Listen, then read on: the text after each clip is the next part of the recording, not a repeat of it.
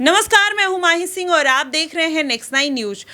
कांग्रेस की चालबाजी और बाबा साहेब से धोखेबाजी। मायावती यह संदेश अब घर घर पहुंचाते हुए नजर आ रही हैं और वहीं लगातार कांग्रेस पार्टी और राहुल गांधी को घेरते हुए नजर आ रही हैं। दरअसल अगर देखा जाए तो मायावती अब वही पुराना समीकरण दोहराने का प्रयास कर रही हैं। लगातार अब आरक्षण के मुद्दे पर, अब जातीय जनगणना के मुद्दे पर मायावती जिस तरीके से मुखर होकर बोलती हुई नजर आ रही हैं, इससे माना यह जा रहा है कि इस बार मायावती को डर है कि जिस तरीके से गठबंधन ने पिछली बार दलित वोट बैंक में सेंधमारी की थी, वही नतीजा इस बार भी देखने को मिल सकता है। इसलिए मायावती अब चौकन्नी होती हुई नजर आ रही हैं। लेकिन उसका कितना फायदा देखने को मिलेगा इस बार के उपचुनाव में, यह देखना बेहद दिलचस्प होगा। लेकिन उसके साथ ही अगर बात किया जाए उत्तर प्रदेश की राजनीति को लेकर, तो कहीं ना कहीं अखिलेश यादव उन तमाम मुद्दों को लेकर भारतीय जनता पार्टी को घेरने का प्रयास कर रहे हैं,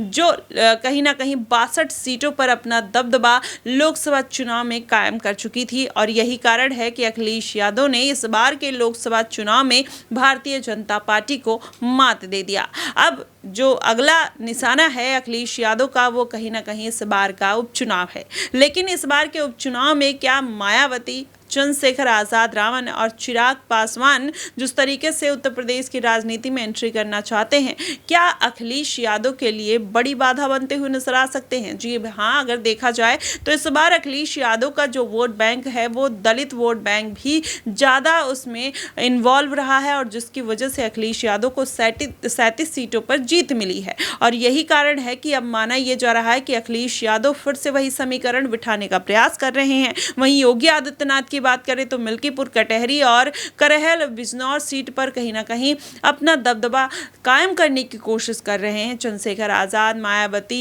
भारतीय जनता पार्टी, अखिलेश यादव और कांग्रेस पार्टी पीछे नहीं है। और मायावती इसी वजह से लग रहा है कि जिस तरीके से वो कांग्रेस पार्टी को घेरते हुए नजर आ रही है, घर घर ये संदेश देने की कोशिश कर रही हैं, क्या इसका नुकसान अखिलेश यादव को झेलना पड़ सकता है? अगर ये नुकसान मायावती की वजह से अखिलेश यादव को फिर से झेलना पड़ा, तो क्या गठबंधन के लिए एक बार फिर से एक दूसरे के लिए हाथ बढ़ाते हुए नजर आएंगे? क्योंकि ये बात इसलिए निकल कर आ रही है क्योंकि मायावती लगातार आरक्षण के मुद्दे पर, राहुल गांधी जब विदेश गए थे और वहां पर आरक्षण पर उन्होंने एक विवादित टिप्पणी और बयान दे दिया था, जिसके बाद मायावती भड़कती हुई नजर आई। उसके बाद अब देखा जाए तो फिर से एक बार मायावती वही बात कहते हुए नजर आ रही हैं कि कांग्रेस की कथनी और करनी में बहुत फर्क है और वो जनता को बेवकूफ़ बनाती है और जनता इनके झांसे में ना आए। अब इस तरीके से मायावती जनता को जागरूक करने की कोशिश कर रही है, इसलिए घर घर इस तरीके का मैसेज देने का भी प्रयास कर रही हैं कि कांग्रेस की धोखेबाजी और बाबा साहेब से गद्दारी करके आप लोग उनके झांसे में ना आइए, क्योंकि कांग्रेस पार्टी ने बहुत बड़ा गेम खेला है। इस तरीके से मायावती जागरूक करने की कोशिश कर रही हैं, उत्तर प्रदेश की सियासत बदलने का भी प्रयास कर रही हैं, वही पुराना समीकरण दोहराने का भी प्रयास कर रही हैं।